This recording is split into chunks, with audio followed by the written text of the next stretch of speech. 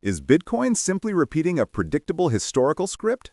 According to Ben Cowen, the market is perfectly following the midterm election year pattern, which suggests we should sell this March rally before an inevitable April drop. But this historical cycle is facing a major real-world test. CryptoRover warns that surging oil prices are the real story, creating long-term risk by potentially forcing the Fed to raise interest rates. However, he also notes the weekly RSI is nearing oversold territory, signaling a bottom could be close. So which signal wins? The historical pattern or the looming macro storm? In the latest video from Ben Cowen channel, the discussion centers on a fascinating pattern in Bitcoin's price movements that seems to be playing out just as predicted. For about a month, the idea was that Bitcoin would hit a low in February, stay weak, and then see a rally in the first week of March that should be sold into. That's exactly what happened, confirming the simulation. The analysis bypasses the usual news cycle and complex economic indicators, focusing instead on the simple yet powerful average returns from previous midterm election years. When you look at 2014, 2018, and 2022, you see similar behavior: a dip, a March rally, and then a subsequent drop.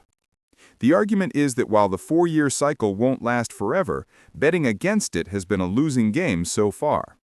The strategy is to stick with what history shows until the market proves otherwise. The name of the game in these midterm years is simply preserving wealth.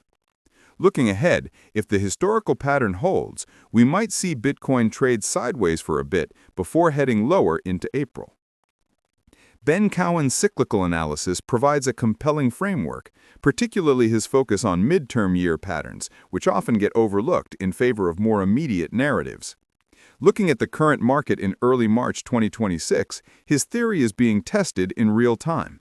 The market is showing signs of caution, with the crypto fear and greed index in fear territory, and Bitcoin trading around the $70,000 mark after a rejection from higher levels. This aligns with Cowen's prediction of fading the early March rally. However, the current landscape is also shaped by powerful external forces. Geopolitical tensions are high, and all eyes are on the Federal Reserve's upcoming meeting on March 18th, where they are expected to hold rates steady. While Cowen dismisses daily macro news, a hawkish tone from the Fed could certainly act as a catalyst for the downward move his model anticipates. At the same time, institutional adoption continues to be a major theme for 2026, with the focus on tokenization and the potential for new crypto ETPs. This presents a counter-narrative to a purely cyclical downturn, suggesting that while historical patterns are a useful guide, the increasing integration of digital assets into traditional finance could introduce new variables that might alter the old rhythms. In the latest video from CryptoRover channel, there's a big focus on how surging oil prices are shaking up the markets. While the S&P 500 is taking a hit, Bitcoin is actually showing some strength. The main concern discussed is the chain reaction.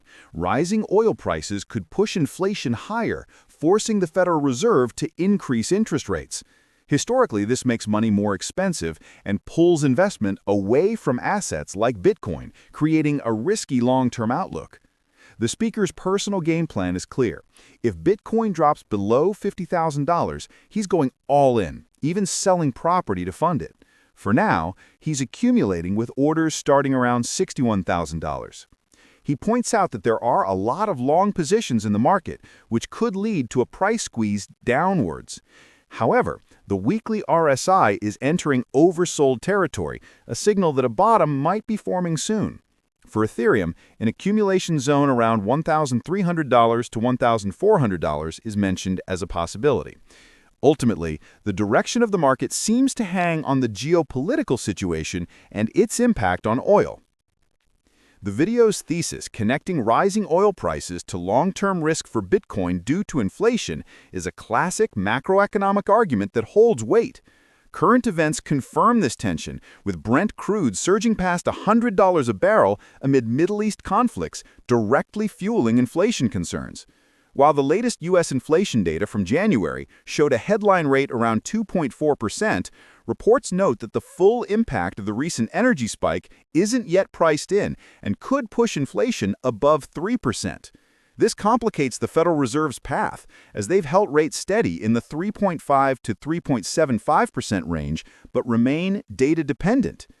Interestingly, Bitcoin has shown some resilience, with some market reports indicating its correlation with equities is limited in the short term as it holds key levels. This suggests a maturing market, where some investors may be treating geopolitical dips as buying opportunities, a departure from its typical risk-on behavior. However, the uncertainty is palpable. While some traders are positioning for a rebound, the broader market sentiment remains cautious, with capital flowing into traditional safe havens. So after breaking down these two perspectives, what's the final verdict on the market? Both analysts agree on one thing: caution is warranted. They both see a significant risk of a downward move in the near future, making this a time for risk management, not aggressive buying. The major disagreement is the why. Is the market simply following a predictable historical cycle that ignores daily news, as Ben Cowen suggests? Or is it being driven by unpredictable macroeconomic forces, like oil prices and Fed policy, as CryptoRover argues? The unanswered question is which force is stronger. The key takeaway is this: your strategy depends entirely on whether history will repeat itself, or if this time the global economy will break the cycle.